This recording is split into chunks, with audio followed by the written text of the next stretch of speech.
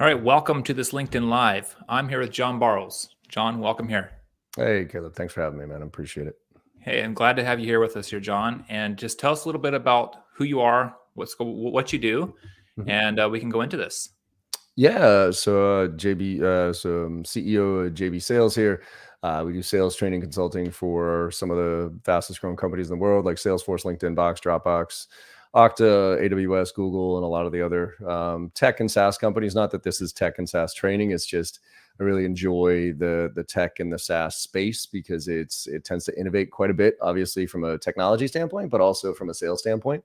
So for me, I actually don't consider myself a trainer. I consider myself more of a sales rep who happens to train. I'm out there every day selling, prospecting, negotiating, and so I'm trying to figure out what's going on in this interesting environment that we're all in right now, and how to help us all kind of level up and make sure that we're doing sales the right way, at least in my opinion. Well, I love it. I think this is such a powerful topic to talk about. We all like to be in business, and we like to be successful. And I love to be able to have a conversation where we can talk about the sales, the whole sales process, or what's Mhm. going on with the sales. So I think you're the guy that I've been looking for to have this interview with. So yeah, Right. I'm really happy you took me up on this. Yeah, sure. So tell me a little bit more about like you just explained what you're doing, but how did Mhm. you get into what you're doing? Yeah, I mean, I kind of, it's sales, right? I mean, most people fall into it, right? Because back, I'm 47 now, so back 27 years ago or more, there wasn't really a sales education, right? There was no degree in sales that you could get. Thankfully, now there's probably about 200 colleges in the US at least that you can actually get your degree in sales. But back then, it was the default profession, right? So I got my degree in marketing, got out there and didn't really like what was, the options, right? As far as what I was looking at for that role. And DeWalt Power Tools, they're pretty close out of university. So I went to University of Maryland, and they're down in Towson, Maryland, and they recruit heavily out of University of Maryland. So it was a position that it was under sales, but it wasn't really sales. It was more event marketing, right? So I got to drive around, do shows and construction crews, and give away free tools. And then I kind of evolved to after that, evolved to the Home Depot team, where that was a little bit more sales, where I had to take, a $10,000 order at DeWalt Power Tools and turn it into a $50 or $100,000 order. So it was like cross throws and upsells and all that stuff. And then after that, I did Xerox, and that's where I really learned how to sell. I mean, selling copiers. Not only did I sell copiers, but I sold copiers to the government, which was about as bad as it could get. And but Xerox had a great sales training program that they put me through. So that's really where I learned, sales, consultative sales, solution selling, and also how to take rejection quite a bit. From there, I started a company with a few friends of mine from high school. So we did an outsourced IT services to the SMB market, so self-funded business. Um, and I was 23, 24 years old, so I had really no idea what I was doing. So I took every training I could. I took Sandler, Miller, Hyman, Taz, Spin, you name it. I was taking all the different sales methodologies. And I came across this one group called Basho. And Basho was the first training that I took that I really liked. And the reason was because it was super tactical. It wasn't this big theory about selling. It wasn't this huge process I had to follow. It was, here's how to send an email, send an email. Here's how to make a phone call, make a phone call. So I used that to help grow Thrive. We ended up being the fastest growing company in Massachusetts for a few years in a row, got us to about 12 million in revenue and about 85 employees. And then we sold off to Staples. Staples came and bought us. And I spent about a year going through that integration, and come to find out, apparently I'm not a corporate guy. I don't have much of a filter, and I really don't like playing politics. So after a little while, Staples offered me another position. They fired me, and I was looking for a job. And Basho said, John, you want to be a trainer? And my original answer was absolutely not, because most sales trainers I had come across up until that point in my career were either failed sales professionals or professional presenters. And if you've ever taken training from somebody that you could tell they've never actually done what they're telling you what to do. Like, I didn't want to be that guy. And they said, don't worry, you have to use these techniques to sell so you can train, so you can get paid. Right. And I like the whole practice what you preach thing. So I joined on, took on some bigger accounts, brought on some bigger ones. And then, to make a very long story short, they screwed it up and I took it over. So I went off on my own about 15 years ago at this point, with JB Sales. And again, I'm working with all those companies that I just mentioned earlier, and still selling to this day, trying to stay on top of things and what's going on. Oh wow, that's really cool. So you got off on your own, and these other companies just went with you? Like they just said, "Hey, we want to stick with you on this kind of deal," or how'd that connection work? Well, yeah, I mean, Basho, they had clients, and the company literally, new CEO came in and walked in and one day and just shut it down. Basically, I mean, we knew this was back in 2007, 2008, right? Yeah, So the economy had tanked, and a new CEO just walked in the door, and we had two different sets. We had the training, and then they had really invested in some tech, and they were really, I think they were a little bit too early for, because what the tech they were developing then was what is commonplace now, but it was not back, cadence tools and all these different things.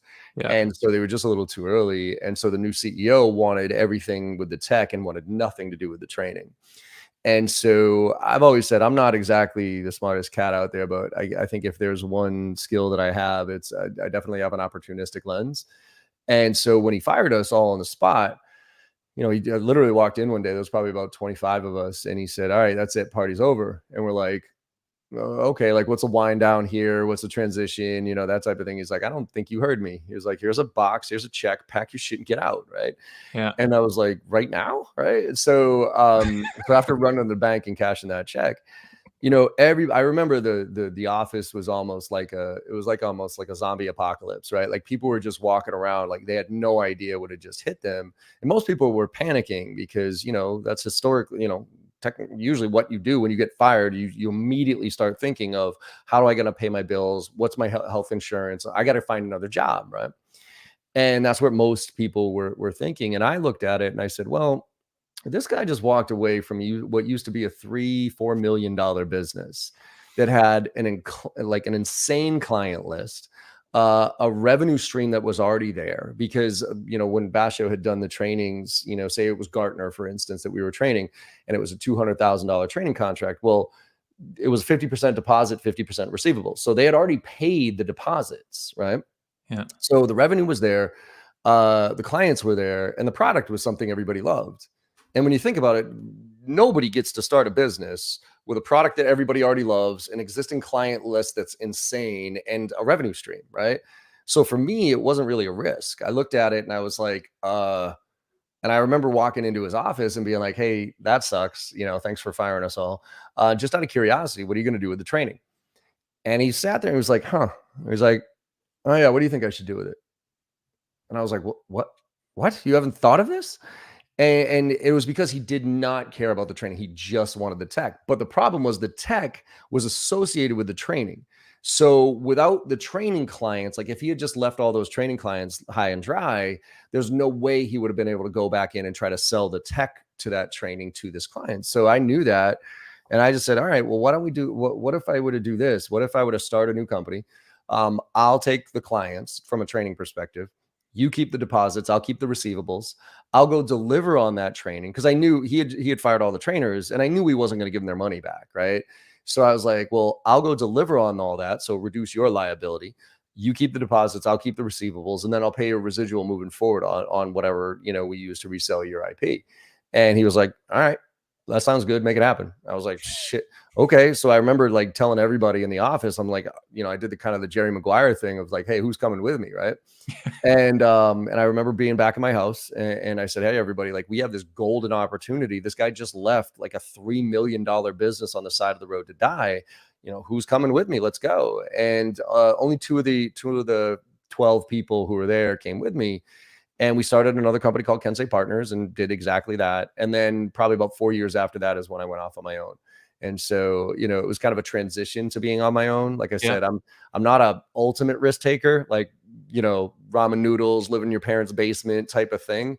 No. But I'm a calculated risk taker. Like Oh there's a yeah. couple of pieces. And I think if opportunistic, but also, I have a skill of being able to look at, make decisions with very limited information, right? I can usually look at 2-3 data points and say, yep, this makes sense.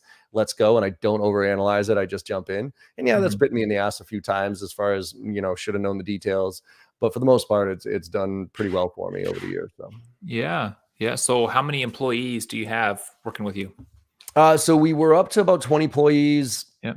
Back, at the end of last year, but then we restructured a lot of stuff. So I actually ended up splitting the company in half, and giving the other side to my business partner who's running the Sell Better Daily Show, which is Okay. doing some fantastic work where every single day they run a webinar on a topic around sales. And then my trainers, I have a couple of them left are 1099s, but myself, I'm back to just basically being me and my COO. And what I do now is I have a membership where I deliver kind of live training on a regular basis, on a weekly basis to anybody who wants to join. And then I do dedicated sessions for some of the target accounts that I work with. Gotcha. Gotcha. So Black Friday coming around the corner. This could be some busy times for you. Yeah, I mean, it's look, everybody needs to sell, right? I Yeah. don't care what your role is in your organization. If you don't have a sales lens on, you're putting yourself at a disadvantage. Let's put it that way. And I think the perception of sales is so negative that people tend to run away from it. Yeah. But if you really think about sales as for what it really is, it's just about helping people solve problems and achieve goals. And so right now, everybody's trying to figure out how to differentiate, how to get the word out there, because it ultimately has nothing to do with what you sell. It has everything to do with how you sell. Hell yes. If you want to get into that feature function race, I work with a lot of engineering founders, Yeah. especially when I was doing IT sales, and it's amazing to me how none of them think that sales, oh, I'm not in sales, but they are. Because if you think about sales, somebody said this early in my career, that sales is the transfer of enthusiasm, right? Like if you believe that strongly in what you do, right, then you just transfer that enthusiasm over to the right client, right? You're not Yeah. the great fit for everybody. Yeah. And if so you could take like the most introverted engineer you've ever come across in your life and say, hey, are you in sales? And they'll be like, absolutely not. Well, and then you ask them, hey, could you describe to me like the last time you created something or the last time you fixed a problem or figured out the code that was able to do this? And you will literally see them light up like a Christmas tree and explain what they did. And if Yeah. you needed what they did, you'd want it, right? Yeah. And so what happens with a lot of engineers is they actually start a company and they're super passionate about what they do. And then what happens is they go and talk it to friends, families, and fools, right? Like kind of their ecosystem. And they Yeah. usually get really good positive feedback because of that. And because of that, then maybe even 2 or 3 people might buy what they're selling, right? So they're like, oh, cool. Well, everybody needs this. Like sales is easy. Yeah. And then they just hire a VP of sales to come in, and that person does not have the same passion, does not have the same insight, and does not have the same network. And inevitably, they're set up for failure. And then in the end, just like, I knew sales was this. God damn it! Let me go to marketing. Let me go all Yep. in on marketing and inbound and everything else. And that works to a certain degree, but then it always hits that wall, and then you Yep. need sales again. Yep. So it's this appreciation for what the role should be and what it really is what I'm trying to introduce to as many people as possible. And yeah, Black Friday coming up, I think it's an opportunity for a lot of people to look towards the end of the year and say, my pipeline's empty, my forecast, like I missed this year. What do I do to make sure that at least I can start off next year strong? And this is the way we can do it. Yeah, man. You hit a couple nuggets there. One of them was the concept of that people kind of I don't know exactly how you said it, but they skip sales because they're a bit afraid of it, right? And I find that, and I'm just paraphrasing what you said. Mhm. I find that very interesting. You're in business, you got to sell something. Mhm. How can you say that? I know exactly what you said. I know exactly where you're coming from, and I know what so many other people struggle with. Mhm. When it comes time to like pavement and the tire hitting the road, the sale part isn't Mhm. happening. Mhm. Like, why is that so hard for a business? You have to sell first. Like, I Yeah. mean, like not literally, but you got to have like it's got to be the Mhm. forefront of any business. If you're What's going not on? if you're not aligned on sales, I mean, I've seen companies fail time and time and time again. And 9 times out of 10, it has nothing to do with the product market fit, has nothing to do with the quality of the product or the service even associated with it. It's just because they can't sell it. Yeah, And so that's why I think, I actually coach a lot of sales reps who are looking for positions, or, new jobs or whatever. And I ask them, like, one of the things you want to figure out is the founder, are they sales oriented? Do they come, or what is their appreciation for sales, and how is the company aligned around sales? Because if sales is a necessary evil, which unfortunately a lot of, non-sales people look at it as, then it's never gonna take off. yeah, Let's put it this way. There's this whole trend right now with product-led growth, right? Of, oh, just get the product in the hands of the customers and, customer service, and then upsell them from there. Well, and these companies always profess how, oh, we don't need sales because our product is that good, right? And I've heard that from Slack. I heard it from Tableau. I heard it from, you name it, like Dropbox, Box, they all, at some point in their early career, in their early journeys, the CEO stood up and proudly professed, we don't hire sales professionals. We don't need them because the product sells itself. Well, guess what? I've trained Dropbox, I've trained Box, I've trained Tableau, and I've trained Slack, because they all get to a point where they slam into a wall where they then need to figure it out. And Yeah. if you have to figure that out on the back end, then you're Yeah. playing catch up quite a bit. But if you align from the beginning around sales and create a whole support structure around, bringing the right type of client in, and again, taking your perception of what sales is, as far as sleazy, like I tell people, like, if you're trying to convince someone in sales, you're doing it wrong. You're just doing it wrong. It's not about convincing anybody of anything. It's about finding a need and solving a problem, or whatever that might be. And so really, customer success and sales are pretty much the exact same thing. Now, we go outbound and try to drive it, right? Whereas they're inbound trying to get the most out of the product. So I think the reason that a lot of them are not aligned around sales is because they're scared of it, quite frankly, or they have that negative perception of it because they watch the Glengarry Glen Ross, and they watch Boiler Room, and they watch Wolf of Wall Street, and they're like, oh God, like that is the last thing I want. And I'm right there with you. I think Yeah. those are the worst sales movies I've ever. I think those are the worst sales movies I've ever seen. It's everything that's wrong about selling, right? Yeah. Everything, the whole nightmare about selling is what they made a movie Yeah. about.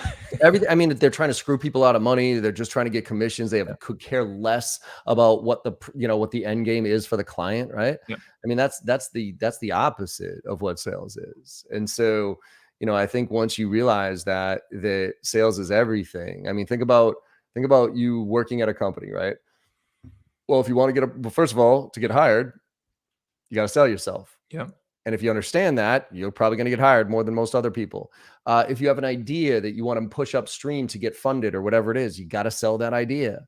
Yeah. If you want a promotion, you got to sell yourself on that promotion. Like, I'll give you an example. My dad, rest in peace. He was an engineer, true and through, right? One of the most intelligent people I had ever come across in my life.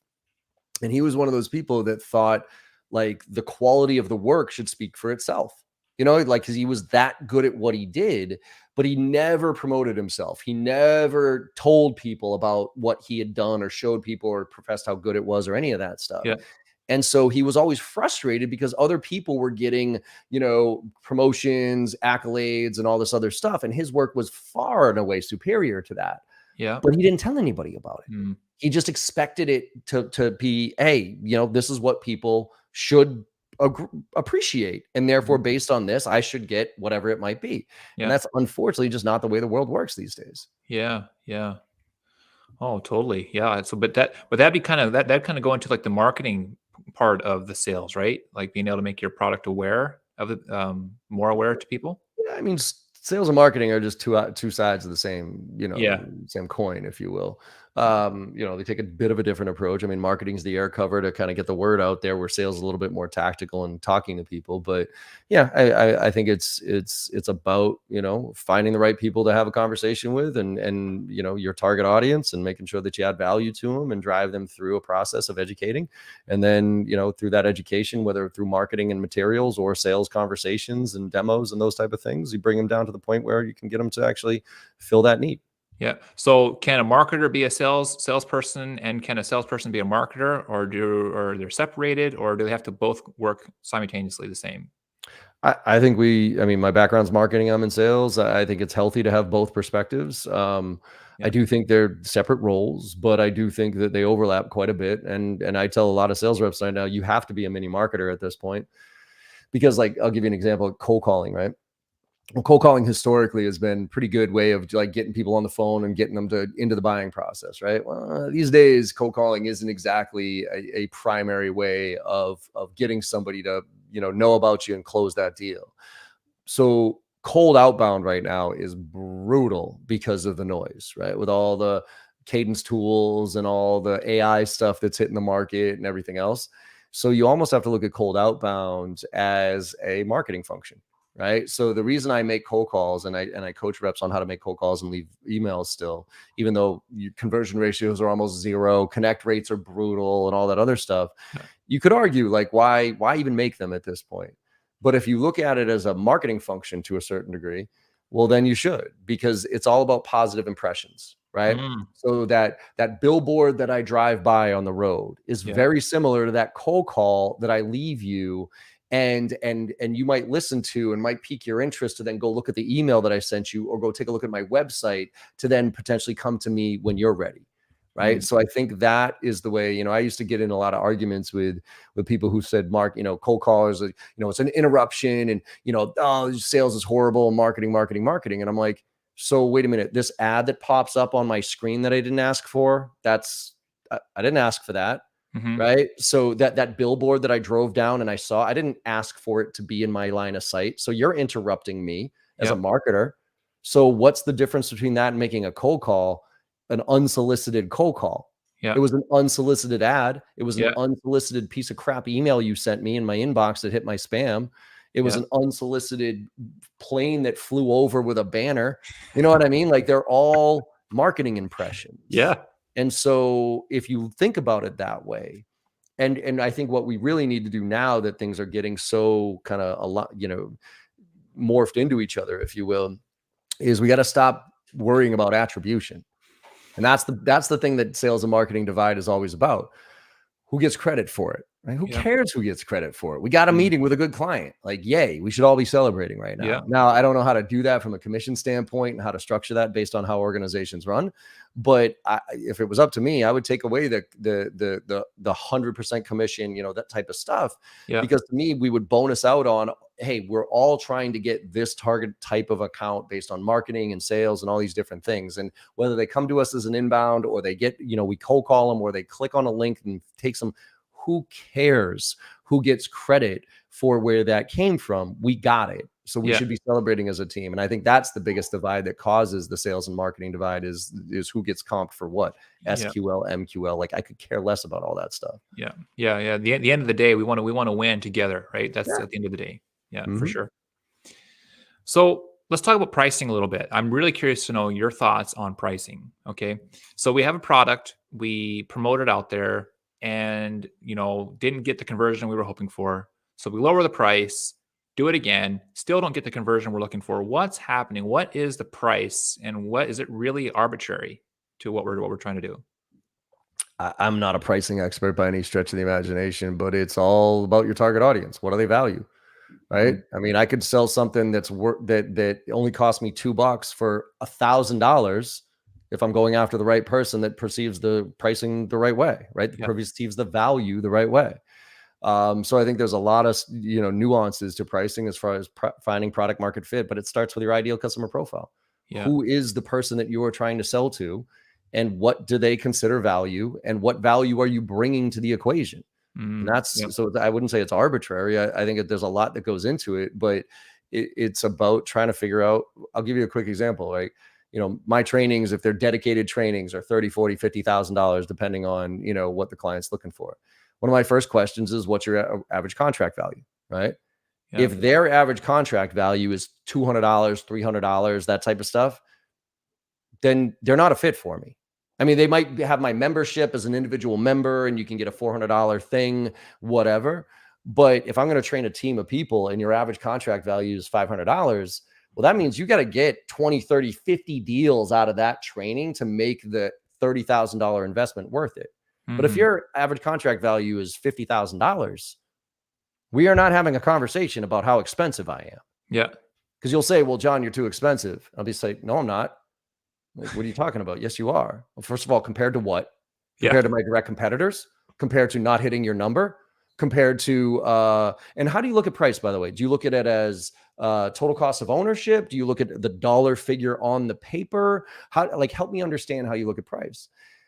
And when I say I'm not too expensive, it's because if your average contract value is $50,000 and I'm going to charge you $30,000 for training, I'm not too expensive. You just don't believe that I can do what I tell you I can do.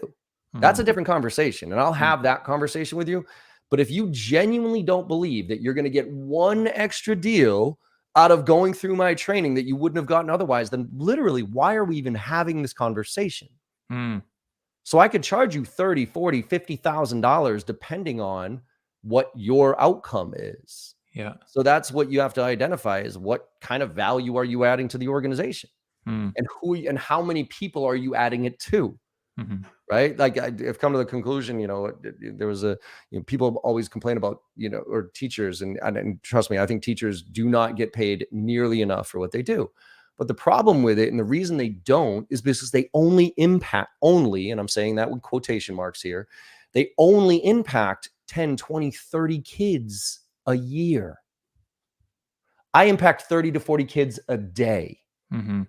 So proportionally, the impact that I am having on a bigger audience allows my dollar figure and me to get paid a lot more than somebody who's only impacting 20 or 30 people. Now, don't get me wrong, they are the future of our society. I Yep. think teachers get a raw deal. They need to be far more invested in.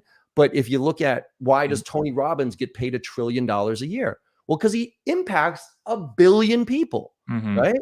Mhm. So that's the thing, though, is that you have to peel back who you're going after, and you have to understand the value of your product. And pricing does also, there is diminishing returns. Like if you keep discounting, I actually think discounting is one of the worst things you could possibly do, Yep. Yep. because it devalues everything about what you do, Yep. right? I like, a lot of times, if you get something for free, right? If you think about getting something for free, if you get something for free, no matter how quote unquote valuable it is, you're not going to put value to it because No. you got it for free, Yeah. right? I mean, people there's a book called Influence by Robert Cialdini that's a great one as it relates to this. And there's a simple experiment where somebody had these bunch of trinkets on their checkout counter, right? And they were like $1 whatever, right? And nobody bought them. Like he was just trying to get rid of these things, whatever the hell they were. I forget what they were. It was $1, and nobody would actually buy them, right? And there was a mistake one time that the teller, put a different sign on it, and it was like $30 per one of these little things. And they sold like hotcakes, Yeah. because the perception was, because they were $30, they were valuable, right? Even though Yeah. it was the same thing. Yeah. And I remember also a quote, from the CEO of Red Bull way back when Red Bull first came out. And the interview asked, like, why is Red Bull so expensive? Like it's actually less fluid ounces than a Coke, right? And it's and Coke is 50 cents, where Red Bull's like $2.50. So, and she was searching, she was like, is it the ingredients, is it the process, is it like how, is it how you do it, like? And his very simple answer was, how else would you know it was a premium product Yeah. if I didn't price it that way? Yeah. And that hit me. It had nothing to do with the quality of the product. It had nothing to do with the ingredients, which most feature function. Oh, no, no, no. We have the better features. Shut up. No, Yeah. you don't. Like you might even, but that doesn't matter. It's the perception of the value of those things and how Yeah. much they impact the problem or the challenge that they're trying to face. Yeah, that's so true. I wish that's something that we get so close into what we're doing and the products that we're trying to sell, and we kind of forget that overview about what it is that we're doing, Mhm. right? And I like you mentioned belief, and I think belief is one of the things that I think that we could even talk more on. Like if my product's not selling, it's not that I need to force you to try to buy it. It's that I need to help you to believe that this will do exactly what you want it to do, that the value will be there as I'm promising, right? Yeah, I mean, if as long as as long as you uncover the right problem, you know what I mean? As long as the Yeah. client has that problem, because again, that goes to convincing somebody. If they don't really have the problem, if you haven't done your job of identifying your true ideal customer profile, asking the right questions, making sure that you can solve that problem. Once you identify that, then yeah, you can push. And it's about not convincing them, but showing them that if they make this investment, then this is the result they'll get. And there's a new book out by the same team, Corporate Executive Board, that did like Challenger Sale and Challenger Customer, those books. There's a book called Jolt Effect. And Jolt Effect is about how the fact that, there's a statistic out there that people talk about, by the time somebody comes to us, right? So by the time somebody comes to us, they're already 60 to 70% of the way through the sales process. And the perception there means that the client has all the info basically. And as sales reps, we're catching up. But what has happened recently over the years is that we've actually crossed that chasm. Now there's almost too much information out there. And so it's not no decision. A lot of reps think that our biggest competitor is no decision, right? And it's true. A lot of people, we lose to no decision more often than not. But it's actually not no decision, it's indecision. And it's because there's too many options out there and people are afraid to make the wrong decision. Yeah. So nobody got fired for not making a decision. people get fired for making bad decisions. And because Mm-hmm. there's so many options out there, it's analysis paralysis. And I'll stick with something that's mediocre at best, because the risk factor of this is far less than than this product, even if it's that much better, right? Mm-hmm. So we have to our job is to de-risk the situation and make it so that making this decision is actually less risky than you staying in your current situation. And that's our job as sales professionals. De-risk the situation. I like that. That's a great way to do that. So tell me a little bit more. What is it? What is de-risking? De-risking that product or that offer? What is that? What is that like?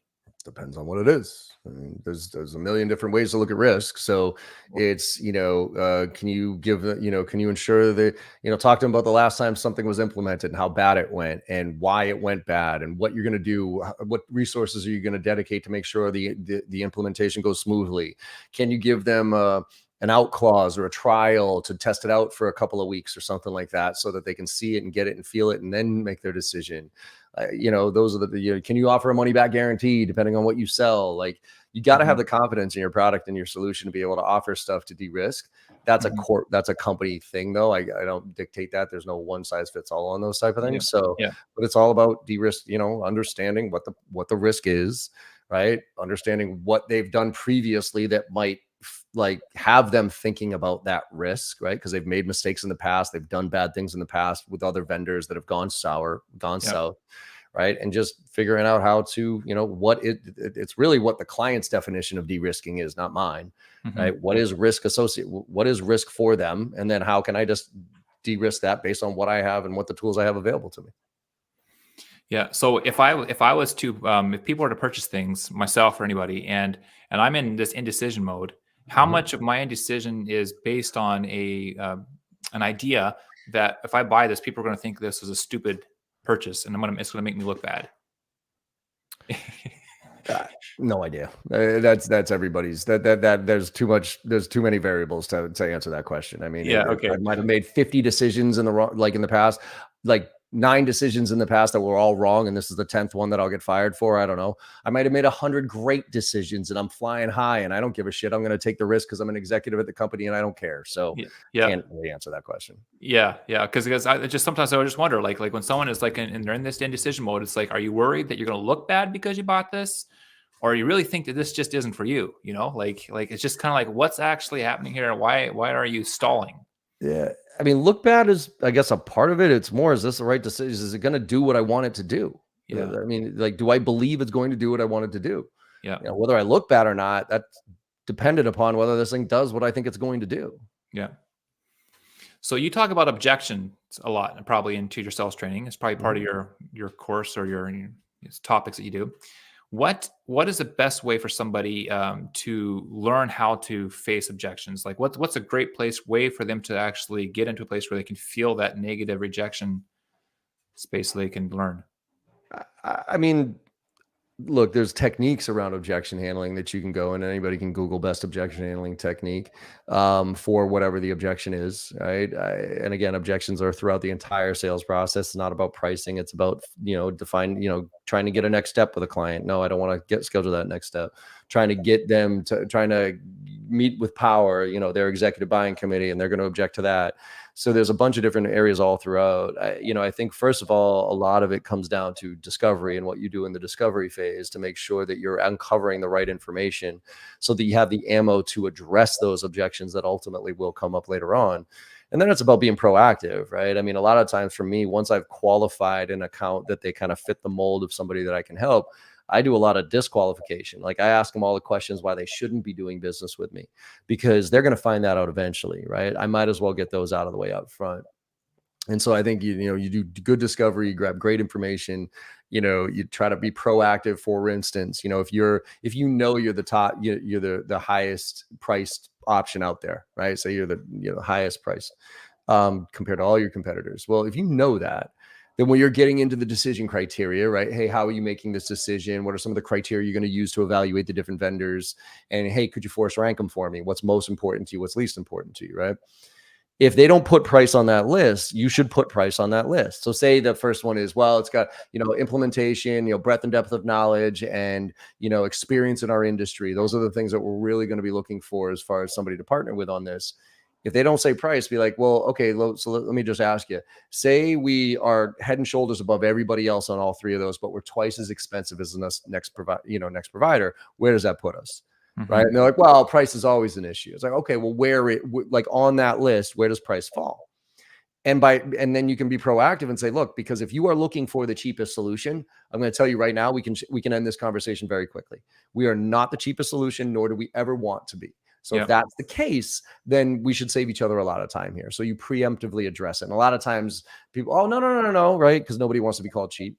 But then when it comes to, the actual objection, I always say objection handling isn't rocket science. It's just science. You just, I talk a lot about, sales being a science and an art, obviously. I think actually sales should be more of a science than an art, because the science lays the foundation for the art form to be that much more effective. And when I talk about science, something that anybody can do at any stage of the sales process, and this will resonate with engineers as well, is A/B split test everything you do. Everything you do, A/B split test it. So for instance, if you're cold calling and you're doing, calling to CIOs in healthcare, well, come up with 2 different messages to CIOs in healthcare, make 20 phone calls with this approach, make 20 phone calls with that approach. See which Yeah. one gets a better conversation. If you have one email that can go out to a group of 50 people, great, because they all fit a similar profile. Great. Break it up 25, 25 and change the subject line. Mm. It's a higher open rate. Objection handling. Write down an objection that you are getting smoked on right now, like just is brutal for you. And then literally Google best way of handling that objection. And Hmm. you're going to get a bunch of people out there like me putting tips and nuggets and stuff out there about different techniques to use. Go Hmm. find 2 techniques that feel comfortable for you, practice them a little bit. The next 10 times that objection comes up, deal with it this way. The next 10 times, deal with it that way. See which one yields a higher response rate. Yeah. You'll figure it out along the way, because your style on dealing with objections is going to be different than my style is. I'm John Barrows from Boston, Massachusetts. I'm about as direct and in your face as it gets. And so when I have an objection, I can say something like, I'm not too expensive. Like when you say, John, you're too expensive. My direct answer to that is a clarification approach, which is a technique, which is to ask a question. Say, yeah, John, you're too expensive. My answer to that is always, compared to what? Compared to my direct competitors, compared to not doing anything, compared to, right? And I'm very direct with it. And I'll say, look, don't tell me I'm too expensive. Tell me you don't believe that I can do it. Now, I get away with that because I'm just direct and that's my nature. Somebody else might be a disaster with that. And that might come across as horribly offensive because of the way that they approached it. Yeah. Now, do I believe that we all need to kind of try and get out of our comfort zones to figure out what works for us? Absolutely. But Yeah. there are certain personalities that just deal with things certain ways. And so to be your own scientist and test out different approaches, you'll figure out your approach more than anybody else. And then you can lean into it. I love it. So what is your favorite part about this whole topic, this whole subject, this whole work that you're in? What's your favorite part? Uh, uh, you mean like for what I do with the clients, or for myself personally, or like satisfaction wise? Just on the whole sales process. I mean, my favorite part is running a business and doing good work for people, so I can spend more time with my wife and daughter and enjoy my life. Like, I mean, I guess that's it. But it's I would say seeing the light bulbs go off on the reps. I'd say that I start my presentations off always with this 10-60-30 talk that I have, which I was doing a training one time and there was about 500 reps in the room. And it was in person. It was a few years back. And at the end, I did a Q&A. And one of the reps asked, he saw the logos up there, and he said, "Hey, John, all those logos, those are pretty much competitors of ours. And so if you're going to train us all on the same stuff, how are we going to differentiate?" And my answer to him was 10-60-30. And he goes, "Huh?" I go 10-60-30. I go 10% of you in this room are going to take what I tell you and execute at the highest level, because that's the type of people you are. 60% of you in this room are going to do something different because it's easy and it makes sense. 30% of you in this room ain't going to do shit different. So the question isn't how many people can I train? The question is, what percentage do you want to be in? Yeah. And that to me is, I tried early, because this training had such an impact on me early in my career, that when I first started training this, if there was 30 or 40 people in the room, if you were in the back of the room, like on your iPhone and not paying attention or checking your emails, like I literally was like, "Hey, Caleb, hey, eyes up, got to pay." I was trying to force everybody in that room to learn what I was trying to teach them, because I knew it worked. Right. Yeah. And I've realized, the whole bring a horse to water, can't make them drink type of thing. I don't quite care. Like I always tell people, I live between the give a shit factor and unconscious competence. I can't get you to care. I really can't. And if you don't care, quite frankly, neither do I. Yeah. I really don't. Like sitting, I'm getting paid regardless. You're sitting in my training. That's your problem, not mine, that you're wasting this 2 hours here when you could be learning something. Okay. Yeah. But it's for those 10%. It's for those that top 50, right? That top 50% of the 60%, the people who care, the people who want to get better, right? When you can see that light bulb go off in the training of that 10%, where you got that kid who's struggling and trying to figure something out, and all of a sudden something I said or a technique I gave or a mentality that you can see the light bulb go off and have them be like, it makes sense now. And then they take it to that next level. That's probably the most satisfying I get. I mean, I get a lot of people when I go to conferences and, because I've been in the game for quite a while now, and I'll go to Dreamforce for Salesforce.com's Dreamforce. And, I'll have reps come up to me and say, "Hey, John, I know you probably don't remember me, but, 5 years ago, 10 years ago, I took your training and it reshaped my entire perspective on sales. And because of that, I went from this to this to this to this. And now I'm an executive. Now I'm a VP. Now I'm a whatever.